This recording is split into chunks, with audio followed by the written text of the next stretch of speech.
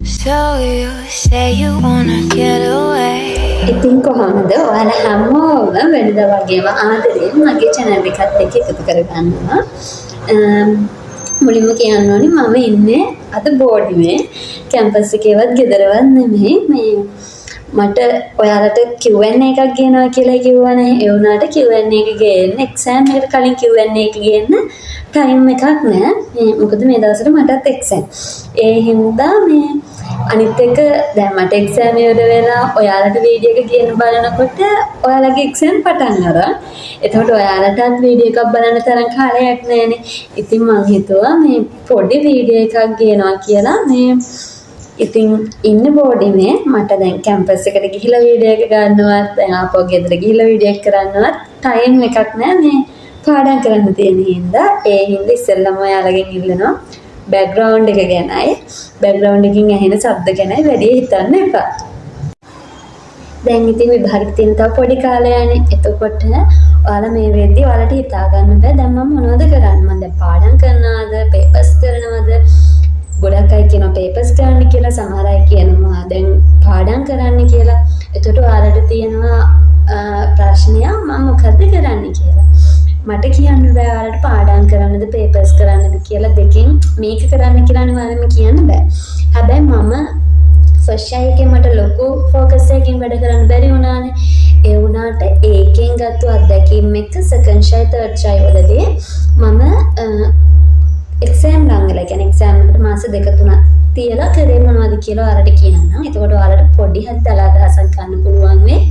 මොකද්ද මේ දවස් ටිකේ කරන්න ඕනේ කියලා. ඉස්සෙල්ලම මම එක්සෑම් එකට මාස 2-3ක් තියෙද්දි තියරි පාඩම් කරන එක නවත්තුවා. මොකද එතකොට තියරි ටික ගොඩක් අහු වෙලානේ තියෙන්නේ. මම මේ ෆස්ට් ෂයි කරපු දේ නෙමෙයි කියන්නේ second shy third shy. First shy එකේදී මේ දේ කරා නම් ඇත්තටම ලොකු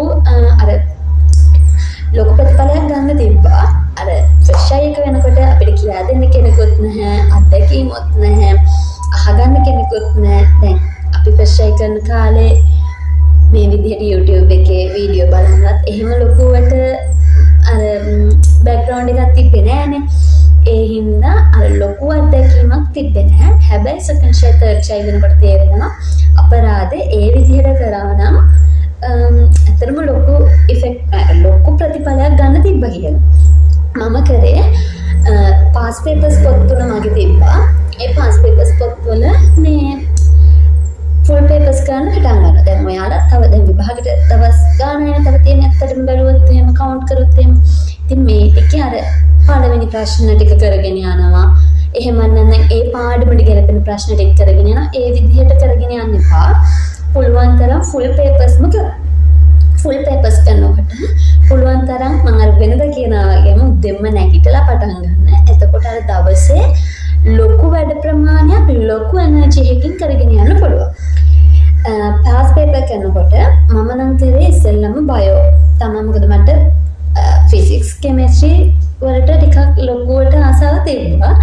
බයෝ වල අර තියරි බේස් එක වැඩි හින්දාද මම දන්නේ බයෝ වල ලොකුවට අර කරන්න ඕමනා තිබ්බට කරගන්න අමාරු. ඒ හින්දා මම ඉස්සෙල්ලම දෙම බයෝ පේපර්ස් තමයි කරේ. කරනකොට MCQ 50 ටයිම් එක තියලා කරගෙන යනවා. කරගෙන ගිහිල්ලා ඒකේ මාකින් එක එවලම බලන්නේ නෑ මම. ඒක තියලා ඊළඟට ෆිසික්ස් හරි කෙමිස්ට්‍රි හරි ගොඩක් වෙලාට කරේ ෆිසික්ස් තමයි. ෆිසික්ස් වල දෙවෙනි කොටස කරගෙන යනවා. එතකොට දෙවෙනි කොටස කරගෙන ගිහිල්ලා මම හිතන්නේ ඒක පැය 3ක් වගේ මට ටයිම් එක නම් මතක නෑ. 3ක් හෙද මේ කරලා බයෝ වල මම කරපු MCQ 50 උත්තර ටික බලනවා. උත්තර ටික බලනකොට දැන් MCQ වල එහෙමනම් උත්තර පාස් පේපර් වල වෙනස් වෙන්නේ නැහනේ. ගොඩක් එකම ටිකනේ යන්නේ. මොකද ලොකු තියරි බේස් එකක් MCQ වල නැහනේ. බලාගෙන ගිහිල්ලා මම බලනවා මොනවද මගේ වැරදිලා තියෙන්නේ කියලා. බලලා බයෝ වල නම් ලොකුවට හැම ප්‍රශ්න 50ටම විවරණ ලියන්න ඕමනාවක් තිබ්බේ නෑ මට. හැබැයි දැන් ඔයා මේ වෙනකොට ඉන්නේ ලකුණු 50ට අඩු. ලකුණු 50ට අඩු රේන්ජ් එක නම් මම කියන ඔයාලට පුළුවන් නම් ඔයාගේ වැරදින ටිකටයි ඔයා ඩවුට් එකකින් උත්තර දාපු දේවල් තියෙනවනේ. කියන්නේ ඉරි ගහන ඒවා කියන කනාචට් ගහනවා කියලා. ඒ වගේ ගහපු ඒවටයි තියරි බලන්න. දැන් හිතන්නකෝ හරිත ලවය ගැන තිබ්බා. ඔයාගේ හරිත ලවයේ ප්‍රශ්න වැරදි. ඔයා ගිහිල්ලා සම්පත් පොතේ ඔයාලගේ අවුරුද්දට තියෙන සම්පත් පොතේ ප්‍රශ්නේ බලන්න උත්තරේ බලලා ඒකට ගැලපෙන පොඩි ෂෝට් නෝට් එකක් එතනින් ලියන්න. මොකද එතකොට ඔයාලට වැරදි දැන් හරිත ලවයේ වැරදුනා නම් ඔයා දැන් ආපහු හරිත ලවයේ පාඩම් කරලා තමයි උත්තරේ දෙන්න ගන්නෙ විවරණේ ලියනකොට. එතකොට ඔයාලා තියරි එකක් පාඩම් කරනවා. ඔයාලට වැරදිච්ච ප්‍රශ්නෙත් පොළොවට යනවා. ඇයි අපි මේ පාස් පේපර් කරන්න කියලා කියන්නේ? ගොඩක් අය කියන රිපීට් ප්‍රෙවි එකම ප්‍රශ්නේ එනවා කියලා. අතරම රිපීට් ප්‍රෙවි එකම ප්‍රශ්නේ අහනවා නෙමෙයි. අරකට සමාන ප්‍රශ්නයක් තමයි හැදෙන්නේ. ප්‍රශ්නේ වෙනස් වෙනවා. ඒ කියන්නේ අපි කිව්වොත් සිංහල වෙනස් වෙනවා. හැබැයි අර අහලා තියෙන තියරි බේස් එක එකයි. ඒකයි පාස් පේපර් කරලා යන්න කියලා කියන්නේ. මම දැන් ප්‍රශ්න 50 මට ලකුණු ප්‍රශ්න 5ක් හරි ගියත් කමන්නේ. මම අර වැරදිච්ච 45ට අනිවාර්යයෙන්ම විවරණේ ලියනවා. විවරණේ ලියනකොට මේ ලස්සනට පොත් අරගෙන ලස්සන අකුරින් පැය ගාණක් විවරණේ ලියන්න ඕනේ නෑ. කරන්න ඕනේ ඔයාට ගැලපෙන්න පොඩි ෂෝට් නෝට් එකක් ඒ ප්‍රශ්න පත්‍රයේ එතන ප්‍රශ්නේ ළඟින් දාගන්න. ස්ටිකි නෝට් තියෙනවා ඒ වලවල හරි කොහොම හරි ලස්සන කර ඉන්න ඕනේ නැහැ. අර අඩු කාලයකින් වැඩි කාර්යක්ෂමතාවයක් තියෙන විදිහට කරන්න. ඇයි මම මේ විවරණ ලියන්න කියන්නේ? විවරණ ලියනකොට එක ඔයා අපවගේ තියරි නෝට් එක කියවන්න ඕනේ. තියරි නෝට් එක කියනකොට ඔයාගේ වැරදිච්ච ප්‍රශ්නෙට ගැලපෙන තියරි ටික ඔයාගේ ඔළුවට එනවා. අනිත් එක තමයි ඔයා කියව ආපහු විවරණේ ලියනකොට ඔයාගේ සංවේදී ඉන්ද්‍රියන් කිහිපයක් එකම මොහොතේ වැඩ කරනවා. එතකොට ඔයාට අර දැනුම වැඩි කාර්යක්ෂමතාවයකින් වැඩි ප්‍රමාණයක් ධාරණය කරගන්න පුළුවන්කම තියෙනවා. මම හිතනවා අර මම කියන දේ තේරෙනවා ඇති කියලා. ඊට පස්සේ විවරණ ටික ලියලා ආපහු ඒ විවරණේ කියවන්න ඕනේ නැහැ. ඔයාට ඕන නම් ආයි කියවන්න. දැන් අර ලියනකොට ආපහු ඔළුවට යනවා. ඊට පස්සේ ඒ බයෝ ටික මම අපෝ කියන්නේ බයෝ වල MCQ ටික දැන් කොහොම කරා කියුවේ. ඊට පස්සේ ස්ට්‍රක්චර්ස් වල ස්ට්‍රක්චර් එකේ එසේ එකේ බයෝ වල අර අපි කියනවානේ මාකින් එකේ එයාලා අනුමාන කරන උත්තරේම තියෙනවා. දැන් හරිත ලවය ගත්තට පස්සේ අපි දන්නවනේ ද්වි උත්තල කාච හැඩයක් කියලා. අපි ඕකට කාච හැඩයකි කාචයක් වගේ. එහෙම කියලා හරියන්නේ නැහැ. දී උත්තලයි කියලා විතරක් කියලා හරියන්නේ නැහැ. අර දී උත්තල කාච හැඩය. එයාලා අන්නේ ඒක තමයි ලොකුවටම අර එයාලා බලාපොරොත්තු වෙන උත්තරේ ඒක. ඔයාලා අර ලොකු හැලී පිටු ගණන් නිව්වට වැඩක් නැහැ. අර ඕනි කරුණු ටික නැත්නම් අනිවාර්යයෙන්ම ලකුණු අඩු වෙනවා. ඒ හින්දා ඔයාලා මේ වෙලාවේ කරන්න ඕනේ පුළුවන් තරම් දැන් රචනා දෙවට ස්ට්‍රක්චර් එකට උත්තර ලියන්න තරම් නොලෙජ් එකක් මේ වෙලාවේ නැහැ කියන්නකෝ. අහලා තියෙන ප්‍රශ්නේ කියවලා ඒකට ගැලපෙන තියරි ටික කියවලා ඒකට උත්තරේ ලියන්න. ඔයාට මතක තියෙනවද? ඔයා පාඩම් කරලා තියෙනවද කියන එක නෙමෙයි ප්‍රශ්නේ. ඔයා තෝතේ ප්‍රශ්නෙට ගැලපෙන උත්තරේ හොයලා තියෙනවා. ඒ වගේ ප්‍රශ්නයක් ඇහුවොත් ඔයාට උත්තරේ ලියන්න පුළුවන්කම තියෙනවා. දැන් තියරි පාඩම් කරන්න ගියොත් ඔයා තව ටිකක් ස්ට්‍රෙස් වෙනවා එක විතරයි. මොකද පාඩම් දැන් බයෝ වල නම් පාඩම් 10ක් තියෙනවා. පළවෙනි පාඩම හැරුණාට පස්සේ පාඩම් 9ක් මම දන්නේ දැන් වෙනස් වෙලාද කියලා. අපේ කාලේ 10ක් තිබ්බා. ඒක පළවෙනි පාඩමේ ලොකු දෙයක් තිබ්බේ නැහැ. ඊටු පාඩම් 9ම තියෙනවා. ඒ පාඩම් 9 මේ වෙනකොට කරලා ඉවර කරගන්න අමාරුයි. ඒ කියන්නේ දවස් 3-4න් ඔක්කොම පාඩම් කරලා ඉවර කරගන්න හරි අමාරුයි. මේ ප්‍රැක්ටිකල් නෑනේ. ඒ හින්දා අර විදිහට උත්තර ලියන්න. එසේ ටික ගත්තට පස්සේ එසේ නම් ගොඩක් වෙලාවට රිපීට් වෙවි එකම උත්තර ප්‍රශ්න ටිකනේ අහලා තියෙන්නේ. හැබැයි කොයිම වෙලාවකවත් එසේ වල බයෝ වල එසේ වල මාකින් එක බලලා උත්තරේ හදන්න යන්න එපා. මොකද අවුරුද්දෙන් අවුරුද්දට සිලබස් වෙනස් වෙලා තියෙනවා. අර ලොකු බේස් එකක් වෙනස් වෙලා නැති උනාට සිලබස් වෙනස් වෙනකොට එයාලා මාකින් එකට ගැලපෙන උත්තරේ ගන්න විදිය චුට්ටක් වෙනස්. ඒ කියන්නේ අර මාකින් එකේ බලාපොරොත්තු වෙන දේ චුට්ටක් වෙනස්. ඒ හින්දා බයෝ වල පාස් පේපර් මාකින් එක අරගෙන ඔයා උත්තරයක් හදන්න යන්න එපා. ප්‍රභා සංශ්ලේෂණය ගැන අහලා තියෙනවා. ඔයාගේ සම්පත් පොතේ ඒ අදාළ කොටසින් මාකින් එක හදාගන්න. ඔයා එහෙම කරලා බලන්න. අද ඔයා 2015 කරොත් 2016 ඒකට අහලා තියෙන ප්‍රශ්නෙට ඔයාට උත්තරේ අනිවාර්යයෙන්ම හොඳට ලියා ගන්න පුළුවන්. ඒ හින්දා මේ විදිහට පාස් පේපර් කරන්න. ඔයා පාට් ඒ කියන්නේ මතකයෙන් ලියන්න යන්න ඕනේ අමතකයි නම් බලන්න. දැන් මතකයෙන් කරන්න විභාගෙට ගිහිල්ලා නෙවෙයිනේ. ඒ හින්දා අර ලොකුවට ස්ට්‍රෙස් වෙන්නේ නැතුව මම මේ දේ කරගන්නවා. තව දවස් චුට්ටයි තියෙන්නේ. ඔයා ලියන්නේ පැයක දෙකක පේපර් එකක්. ඒ පැයට දෙකට ඔයා අවුරුදු ගානක ස්ට්‍රෙස් එකක් ගන්න ඕනේ නැහැ. හැබැයි අර ලියන පැය ගානට හරියන්න මේකේ පාඩම් කරන්න අනිවාර්යෙන් ඔයාට ලොකු ලකුණකට යන්න පුළුවන්. මම කියන්නේ F එකේ ඉන්න එක්කනට A එකකට යන්න පුළුවන් කියලා. මම කියන්නේ හැබැයි F එකේ ඉන්න එක්කනට A එකට යන්න බෑ කියලා මම කියන්නේ නැහැ. ඒක ඔයාගේ උනන්දුව උත්සාහය මත තමයි තියෙන්නේ. සහ එවලට ඔයා ફોකස් කරන විදිහත් එක්ක තමයි ඒක තීරණය වෙන්නේ. ඊට පස්සේ මම ෆිසික්ස් වල පාස් පේපර් කරේ අර විදිහටම MCQ ටික කරනවා ටයිම් එක තියලා. වැරදෙන ඒවාට තියරි යෙන් විවරණයක් ලියනවා. දැන් විවරණ ලියනකොට නම් ඔයාලට මේ ටෙලිග්‍රෑම් ගෲප් වල කොහොමද දැන් ඉන්නවනේ. ඒ ගෲප් වල තියෙනවා රෝසර්ගේ අවුරුද්දෙන් අවුරුද්දට ගැලපෙන්න මේ විවරණ පොත් ටික. එතකොට පුළුවන් නම් ඒ විවරණ පොතක් ඩවුන්ලෝඩ් කරලා දැන් ඔයාගේ වැරදෙන ප්‍රශ්න තියෙනවානේ. ඒ ප්‍රශ්නෙට ගැලපෙන ප්‍රශ්නේ කියවලා ඒකට හරියන උත්තරේ ගන්න. මොකද ඔක්කොම පොතම කියවන්න බෑ. පොත සාමාන්‍යයෙන් පිටු මතක නැහැ පිටු ටිකක් ලොකු පොතක් 100ක් පොතක් වගේ පොතක් තියෙනවා. එතකොට ඒකම කියවලා වාට මුළු දැනුම ගන්න බෑ. අර වැරදෙන එකට පොඩ්ඩක් විවරණේ ඒ ගැලපෙන විවරණේ කියවලා ඒකට උත්තරේ ගන්න. එතකොට ලේසි. ඊට පස්සේ ස්ට්‍රක්චර්ස් ටික ඔයා ෆිසික්ස් වල අනිවාර්යයෙන්ම ප්‍රායෝගික පරීක්ෂණ අත්පොත කියලා පොතක් තියෙනවා. කොළ පාට එක, ලා කොළ පාට එක. ඒක තමයි අපේ ප්‍රැක්ටිකල් ටික දෙන්නේ. ප්‍රැක්ටිකල් 40 ගණක් වගේ තියෙනවා. ওই ප්‍රැක්ටිකල් 40 ගණන් බලා ගන්න. බලාගත්තට පස්සේ ඔය ටිකම තමයි ස්ට්‍රක්චර්ස් වල ආපහු අහලා තියෙන්නේ. එතකොට ඔයාලට අර අමාරු නැහැ මේ ස්ට්‍රක්චර් එකට උත්තර ලියන්න. මොකද ඔය ටිකමනේ අහලා තියෙන්නේ. දැන් බලන්නකො පාස් පේපර් කරා නම් ඔයාලට අහු වෙනවා වර්නියර් කැලිපර් එක, මයික්‍රොමීටර් ස්ක්‍රූ ප්‍රමාණය හැම අවුරුද්දකම අහලා තියෙන ප්‍රශ්න එකයිනේ. සිංහල තේරුම වෙනස් වුණාට අහලා තියෙන ප්‍රශ්න එකයි. ඉතින් ඇයි පාස් පේපර් කරන්න කියන්නේ? ඔයාලට ඔන්න ඔය රටාවට හුරු වෙන්න. ඉතින් මොකද ස්ට්‍රක්චර්ස් ටික වලට අනිවාර්යයෙන්ම කොට දාගන්න පුළුවන්. ඔය ප්‍රැක්ටිකල් පොත හොඳට ඔළුවට දාගන්න.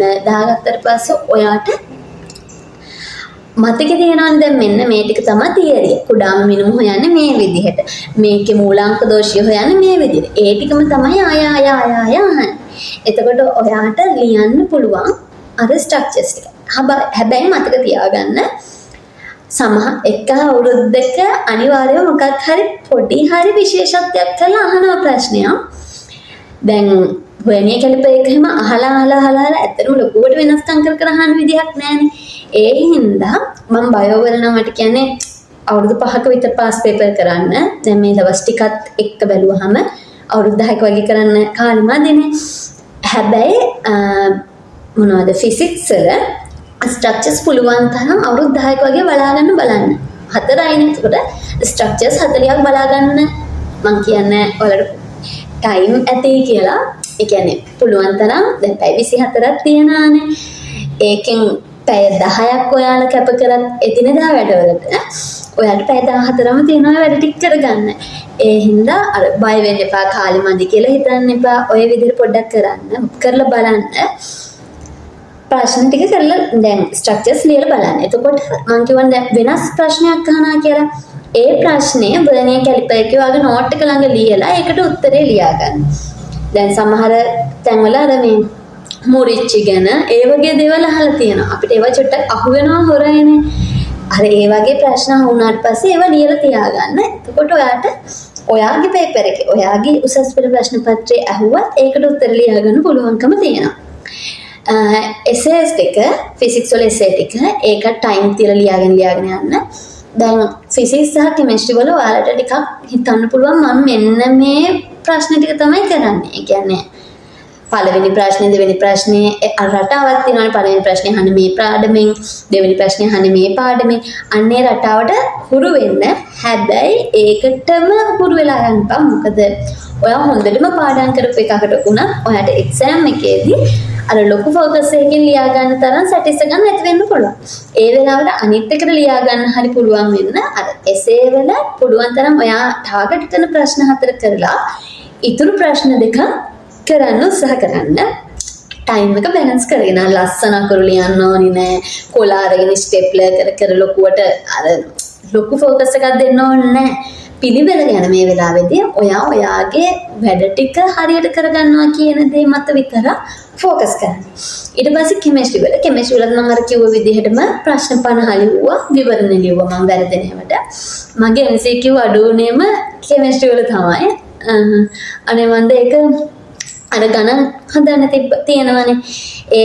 ඒක මට ටයිම් එක යන හින්දාද මම දන්නේ MCQ ලකුණු අඩුවනේ ගොඩක්ම මේ කෙමිස්ට්‍රි වල. මම පන්ති ගියපු සර් අපිට කෙමිස්ට්‍රි වල මෙන්න මේ පිළිවෙලට MCQ කරන්න කියලා තිබ්බා. මම ඒක ඔයාලට කියන්නම්. මම හැබැයි ඔයාලට කියන්නේ ඒක කරන්නම කියලා කියන්නෙත් නෑ. මම ඒකේ තියෙන වාසියත් එක්කම කියන්නම්. මොකද මුල් ප්‍රශ්න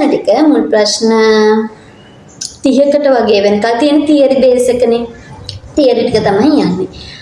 ආපහු ඔකේ මේ අන්තිමට වගුවක් දීලා අර එකිනෙකට සමාන කර උත්තර ගන්න තියෙනවනේ. ඕක පැටලෙනවා. ඒක අපි තර්ක කරලා තමයි උත්තර ගන්න ඕනේ. ඒ හින්දා අපිට සර් කිව්වේ අනිවාර්යයෙන්ම අර වගුව අන්තිම වගුව ඉස්සෙල්ලම කරලා යන්න කියලා. දැන් ඔයාලා පුරුදු වෙච්ච විදිහක් ඇති. ඒක වෙනස් කරන්න එපා. අරක ලේසි නම් මේ විදිහ කරන්න කියන එක විතරයි මම ඔයාලට කියන්නේ. ඇයි අර විදිහට කරන්න කියලා කියන්නේ.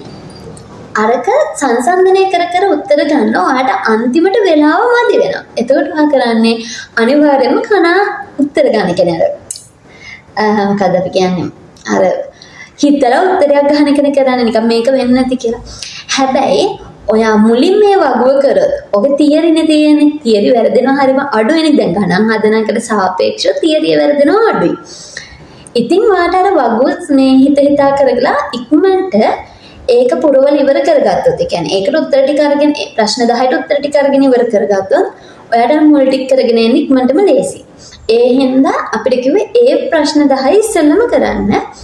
ඊට පස්සේ ඔය 40 ඉඳන් 50නේ 30 ඉඳන් 40 වෙනකොට ඔය වගේම අර එකිනෙකට එක සම්බන්ධ වෙනවද කිය බලා ගන්න උත්තර ටික ගන්න තියෙන්නේ. ඊළඟට ඒක කරන්න ඊට පස්සේ මුලින් ඉඳන් කරගෙන යන්න කියලා තමයි අපිට කිව්වේ. මම කරේ ඒක මොකද මට ඒක ලේසි. නැත්නම් මට අර වගු දෙකට වෙලාව ඇත්තටම මදි වෙන හින්දා ඔයාලටත් ඒක ලේසි නම් කරන්න. හැබැයි ඔයා දැන් මෙච්චර කාලයක් කරගෙන අපිට වෙනස් කරන්න එපා. මේ ඔයාලට ලේසි නම් විතරක් ඒක කරන්න. ඊට පස්සේ මම ඕගනික් විභාගේ හෙටයි කියලා අවුරුදු 10ක විතර මම ඕගනික් ටික අනිවාර්යයෙන්ම ඕගනික් එකට අපි උත්තර ලියන්න වෙනවානේ. ඒ හින්දා ඕගනික් ප්‍රශ්න ටිකට උත්තර ලියාගෙන ගියා. ඕගනික් පරිවර්තන ටික කරගෙන ගියා. එතකොට මට අර පරිවර්තන ටික හොඳට ඔළුවට යනවා. මෙන්න මේකට මේක දැම්මොත් තමයි මේ දේ හැදෙන්නේ කියලා. ඒ විදිහට ඕගනික් පරිවර්තන ටික කරා. ඔය විදිහට තමයි පාස් පේපර් කරේ. පුළුවන් තරම් ෆුල් පාස් පේපර් එකක් කරලා ඔයා ලකුණු කොච්චරද කියන එක බලන්න. එතකොට ඔයාට සැටිස් එකක් තියෙනවා විභාගෙට යනකොට. මම පාස් පේපර් ටික කරලා ගියේ. අවුරුදු 5කවත් කරන්න try කරන්න. දැන් තියෙන කාලෙත් එක්ක ඇත්තටම මට අවුරුදු 5ක පාස් පේපර් කරන එක ලේසි. මොකද අවුරුදු 5ක පාස් පේපර් කරා කියන්නේ සබ්ජෙක්ට් තුනට ලොකු තියරි කොටසක් ආවරණය කළානේ. බයෝ වල පුළුවන් තරම් ප්‍රභාෂාංශලේඛනය මොනවාද ස්වායසසනය ඊට පස්සේ හරිතලව මයිටොකොන්ඩ්‍රියා ඔය වගේ දේවල් අනිවාර්යයෙන්ම අහන දේවල්නේ. ඒ ටික හොඳට බලාගෙන යන්න. ෆිසික්ස් වල යාන්ත්‍ර විද්‍යාව පරිවර්තන මේ සූත්‍ර ටික ඊට පස්සේ වර්නියර් කැලිපර් කියන්නේ මිනුම පාඩමේ අර උපකරණ ටිකේ කුඩාම මිනුම මේ මූලාංක දෝෂ හොයන හැටි ඇයි මේ මූලාංක දෝෂය ඇති වෙන්නේ ඒ වගේ ටික බලාගෙන යන්න. ඊට පස්සේ කෙමිස්ට්‍රි වල ඕගනික් ඉනෝගනික් පරිවර්තන ටික අනිවාර්යයෙන්ම බලාගෙන යන්න. තව ඔය ටික තමයි අපව මේ ඉනෝගනික් ටික නම් බලන්න යනවා. මොකද ඉනෝගනික් වලින් තමයි ගොඩක්ම අර තියරි ටික අහලා තියෙන්නේ. මේ MCQ වල එහෙම ගොඩක්ම කියන්නේ මම කියන්නේ 100% කියලා. අර ගොඩක් එන්නේ ටිකනේ. ඉතින් ඉනෝගනික් ටික බලාගෙන යන්න. ඕගනික් ටික බලාගෙන යන්න කියන්නේ ඔයාලට එසේ එකකුත් ලියන්න තියෙනවා. එසේ එකට අනිවාර්යයෙන්ම ලකුණු ලේසියෙන්ම ගන්න පුළුවන් ප්‍රශ්නේ තමයි මට අනුව නම් ඕගනික් එක. ඔයාලට කියන්න තියෙන දැන් අර තියරි ලොකුවට බලා ගන්න මම අද මේ තියරි ටික ඉවර කරන එහෙම තියරි වලට දැන් යන්න එපා. කියන්නේ ඇත්තට මේක අර තවත් ස්ට්‍රෙස් වෙන වැඩක්. කොච්චර පාඩම් කරත් ඇත්තම කතාවක් මේ විභාගේ හෙටයි කියලා අද පාඩම් කරලා ලොකුවට ඔළුවට යන්නේ නැහනේ. ඒ හින්දා පාස් පේපර්ම කරන්න. ඒකට ඔයාලට අර ප්‍රශ්නේ හැදෙන විදිය හරි එනවා. ඒ වගේම තමයි පාස් පේපර් එක කරලා නිකන් ඉන්න එපා. ඔයා බලන්න ඔයාට කොච්චර ලකුණු ප්‍රමාණයක් ඇවිල්ලාද. ඔයාට දැන් ලකුණු අඩුම වෙයි කියන්නේ හිතන්නේ F මට්ටමක ඇවිල්ලා කියන්නේ. ඒත් කමක් නැහැ. ඔයා අද F ඔයා හිතන්නේ මං හිතේ S එකකට කොහොම හරි ලකුණු ගන්නවා. එහෙම හිතන ඊළඟ දවසේ පේපර් එක කරන්න පටන් ගන්න. එතකොට කවදාවත් ඇත්තටම වරදින්නේ නැහැ. ඔයාට ලොකු අර මේ ප්‍රමාණයක් කවර් කරගන්න පුළුවන්. ඉතින් මට කියන්න තියෙන්නේ දැන් මේ දවස්වල pass paper full pass paper කරන්න, ලකුණු බලන්න, ඔයාගේ ලකුණෙන් ඔයාලට ලැබෙන පාස් එක බලන්න. හෙට පේපර් එක කරනකොට අනිවාර්යයෙන්ම හිතන්න මම මේකට වඩා ලකුණක් ගන්නවා කියන එක. ඒ විදිහට කරන්න. MCQ පුළුවන් තරම් 35ට වඩා ගන්න බලන්න. 40ට වඩා තියෙනවා නම් තමයි ඒකකට යන්න ගොඩක්ම ලේසි. 35කට වඩා ගන්න බලන්න. සහ ෆිසික්ස් වල නම් අර ප්‍රැක්ටිකල් ටික අනිවාර්යයෙන්ම බලාගෙන යන්න.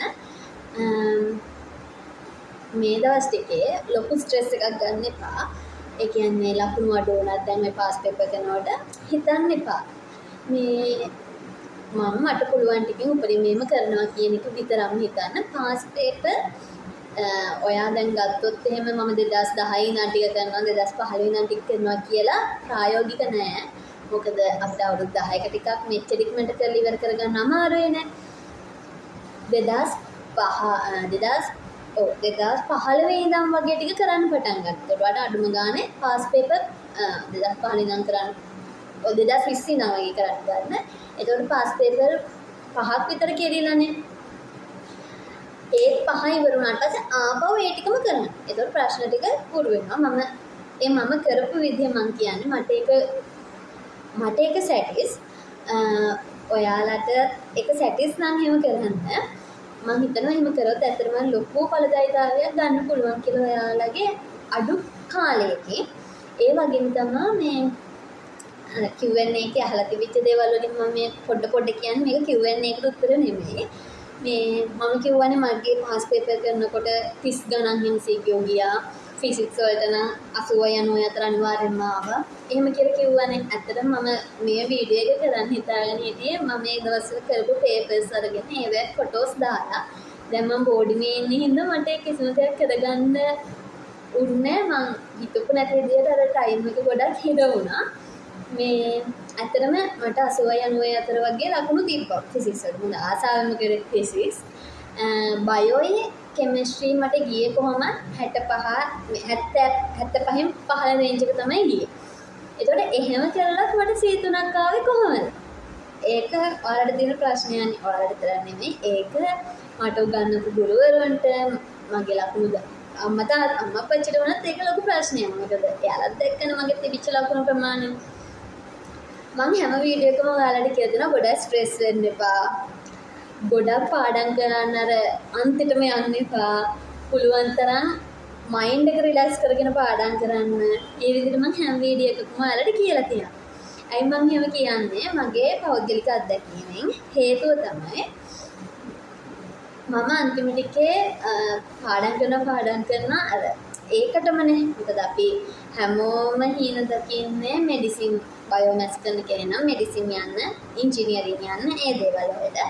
එතකොට අපි පාඩම් කරනකොට අපේ ඇඟේ වගේ ප්‍රමාණයයි අපි ඇත්තට පෝෂණය ගැන හිතනවත් අඩුයි. එතකොට මගේ ප්‍රෙෂර් අඩු වුණා ගොඩක්. මම මේක කියන්නේ මගේ රිසර්ච් එක සාධාරණීකරණය කරන්න නෙවෙයි. මේ ඇත්තටම මම වැරදි එතන. මේ වැරද්ද ඔයාලට කරගන්න එපා. එහෙම නැත්නම් ඔයාලේ ජීවිතේට කරන ලොකු අසාධාරණයක් ඔයා. මට හරියට කැම ටික එකට ගන්න බැරි වුණා. ඊට පස්සේ වතුර ටික හරියට බොන්න බැරි වුණා. මම පාඩම් කරන එක මත්තෙම හිටපු හින්දා මට ප්‍රෙෂර් අඩු වුණා. අන්තිමට පේන් වෙලා වැටිලා හොස්පිටල් ඉඳලා තමයි මට එක්සෑම් ලියන්න උනේ. කියන්නේ හොස්පිටල් ඇඩ්මිට් වෙලා ඉඳලා තමයි මට එක්සෑම් ලියන්න යන්න උනේ. එතකොටත් ස්ට්‍රෙස් එක වැඩි. මොකද හොස්පිටල් එකේ ඉඳන් යනකොට මම හිතනවා මට හරියට කරගන්න බැරි වෙයි. ඒතකොට එක්සෑම් එකට ගිහිල්ලත් මගේ ප්‍රෙෂර් අඩුයි. ඒතකොට මගේ අත් වේවුලනවා. ලෙඩ වෙලා ඉන්නේ. එතකොට මම යන්නේ හිතින් වගේම කයිනුත් දුර්වල ළමයෙක් විදිහට තමයි විභාගෙට යන්නේ. කොච්චර හිතින් හයිය වුණත් ලෙඩක් හැදලා අපිට එක්සෑම් එකට ගියත් පස්සේ ඒ වෙලාවේ ඒ ફોකස් එක ගන්න අමාරුයි. ඒ හින්දා මම කියන්නේ වලට හරියට කන්න. හරියට නිින්දක් ගන්න. නිදා ගන්නට දැන් 5-6 වෙනකල් පාඩම් කරලා 5 වෙනකල් විතර පාඩම් කරලා ආපහු 7 විතර නැගිටලා ආපහු එක්සෑම් එකට ගිහලා එහෙම කරන්න අමාරුයි. අපේ ඇඟට මේ ලොකුවට දුක් දෙදී අපිට හීනවලට යන්න අමාරුයි. ඒ හින්දා ඉස්සෙල්ලම ඔයා ගැන අපි ගන්නේ හැමදේම කරන්නේ අපි අපේ වෙනුවෙන්. ඉතින් ඉස්සෙල්ලාම කෑම බීම ටික ගන්න, හොඳ නිින්දක් ගන්න. මට නම් වුණේ මම වතුර බිව්ව අඩු වුණා සහ හරියට නිදාගත්තේ නැහැ. මේ ඒ හින්දා මට ප්‍රෙෂර් අඩු වුණා. මේක සාධාරණීකරණය කරන්න මම සම්පූර්ණයෙන්ම වැරදි. ඔයාලා මේ දේ කරගන්න එපා කියන එක තමයි මම කියන්නේ. මොකද එහෙම නොවුණා නම් මගේ රිසර්ච් එක මීට වඩා ටිකක් ලොකු මට්ටමකට එන්න තිබුණා. මොකද මට C3යි තියෙන්නේ.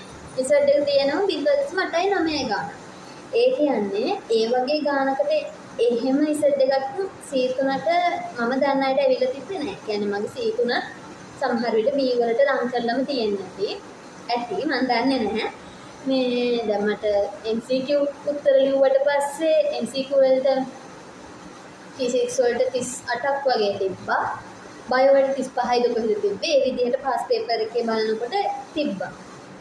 ඇයි මට රචනා සහ විවගත එකට අර දන්න ටිකටවත් හරියට ලියා ගන්න බෑ. අත් වේවුලනවා, බෙහෙත් දීලා ඉන්නේ, ඊටත් වඩා බයයි. ඔය දේවල් එක අර හරියට විභාගෙට ලියා ගන්න වෙන්නේ නැහැ. එතකොට ඉතින් රිසල්ට් අඩු වෙනවා තමයි. ඒකට ගෙදර මිනිස්සුවත් පරිසරේවත් එක්සෑම් එකවත් ඒ කිසිම දෙයක් නෙමෙයි වගේ කියන්නේ. මම්ම තමයි මට වැරද්ද කරගෙන තියෙන්නේ. ඉතින් හොඳම දේ තමයි ස්ට්‍රෙස් වෙන්න එපා. ඒ මොනතුවා දන්න දේවල් තුවට කරගන්න වෙන්නේ නැහැ. හිතින් කයින් ඔක්කොගෙම වැඩුණාට පස්සේ ඇත්තට මුකුත් කරගන්න බෑ.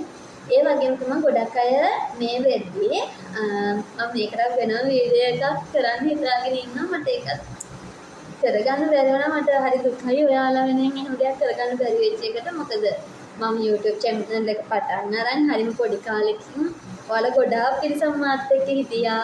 එකතු වුණා. ඉතින් එහෙම වෙලත් ඔයාලට උදව්වක් කරගන්න බැරි වුණාදෝ කියලා මට පොඩි දුකක් තියෙනවා. මේ වෙද්දි සමහර අය බ්‍රේක් අප් වෙලා affairs වලින් මනනගේ වල ප්‍රශ්න ඒ වගේ තියන අය ඉන්නවා. එතකොට ඇත්තටම පාඩම් කරන චුට්ටක් අමාරුයිනේ. හැබැයි ඒක තමයි ඔයාට මේ වෙලාවේ තියෙන මොරාල් එක.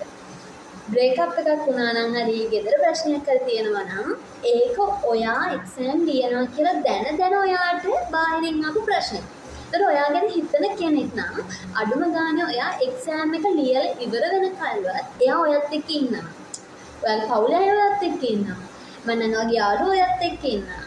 එහෙම නෑනේ. ඒ කවුරුත් ඔයා ගැන හිතලා නෑ. ඉතින් මට කියන්න තියෙන්නේ ඔයා ඒක තමයි ඔයාගේ ලොකුම මරාල් එක කරගන්නවා. ඔයා ගැන නොහිතපු මිනිස්සු ගැන ඔයා හිතා වොරි වෙනවා නම් ඇත්තටම ඒක ඔයාට කරගන්න සාපයක්. ඔයා එච්චර වීක් කෙනෙක් වෙන්න ඕනේ නැහැ. ඒ හින්දා මම කියන්නේ මේ වෙලාවේ ඔයා ගැන හිතන්න. ඔයාගේ ඩ්‍රීම්ස් ගැන හිතන්න. ඔයා ෆස්ට් ෂයි වෙන්න පුළුවන්, සෙකන්ඩ් ෂයි වෙන්න පුළුවන්, තර්ඩ් ෂයි වෙන්න පුළුවන්. හැබැයි ඔයා තර්ඩ් ෂයි නම් ඔයා ඉන්නේ ටිකක් ලොකු රිස්කි රේන්ජ් එකකනේ. මොකද ඔයාට ආපහු chance එකක් නැහැ උසස් පෙළ ලියන්න. මම කියන දේ තේරෙන්නේ නැද්ද? ඒතර මම මේ කියන්නේ ඔයාලා බය කරන්නේ නෙමෙයි. ඔයාලා ගැන හිතන්න. සෙකන්ඩ් ෂයි ෆස්ට් ෂයි කරන්නේ සමහර විට ඔයාලගේ දෙමාපියන්ට ඔයාට ඔය ෂයි එක විතරක් කරගන්න වියදම් කරන්න පුළුවන්කම තියෙන එක තියෙනවා. ඔයාට ඔය ෂයි එක විතරක් කරන්න බෑග්ග්‍රවුන්ඩ් එකක් හැදිලා තියෙන්න ඉඩ තියෙනවා. ඒ හින්දා මේ තමයි හොඳම අවස්ථාව. ඒකෙන් උපරිම ප්‍රයෝජන ගන්න. මම හිතනවා ඔයාලට මං කියපු දේවල් පොඩ්ඩක් හරි ඔලුවට යන්නේ නැති කියලා. මේක ලොකු ලස්සන වීඩියෝ එකක් නෙවෙයි. ඒක මම දන්නවා. ඒත් මට ඕනි උනේ මේ වෙලාවේ ඔයාලට පොඩි හරි උදව්වක් වෙන්න. ඉතින් වීඩියෝ එක හොඳයි නම් ලයික් කරන්න. කමෙන්ට් කරන්න. ඔයාලගේ කමෙන්ට් වල මම ඇත්තටම හරි ආසාවෙන් කියවන්නේ. ගොඩක් ස්තුතියි. මගේ channel එකත් එක්ක එකතු වෙලා ඉන්නවට subscribe කරලා ඔයාලා යාළුවන්ටත් වීඩියෝ බලන්න share කරන්න.